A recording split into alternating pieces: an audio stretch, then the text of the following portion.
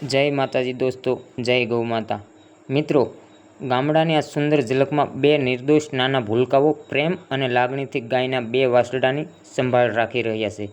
અને મિત્રો, મહત્વની તો વાત એ છે કે આ એક જ ગાય માતાએ એકસાથે બે વાછરડાને જન્મ આપ્યો અને વાછરડા એકદમ નિરોગી અને તંદુરસ્ત છે અને બંને નાના ભૂલકાઓ તેમને હેતથી પંપાળી રહ્યા છે।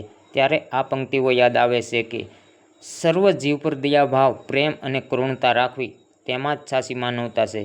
મિત્રો, આ દ્રશ્ય માત્ર ગ્રામ્ય જીવનની સાદગી જ નથી દર્શાવતું, પરંતુ માનવ અને પશુ વચ્ચેનો ગાઢ સ્નેહબંધનનું અનોખું ઉદાહરણ પૂરું પાડે છે।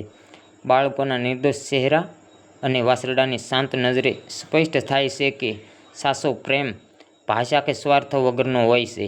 ગામડાની આવી પરંપરાઓમાં જ સાચી માનવતા અને પ્રકૃતિ પ્રત્યેનો આદર વસે છે।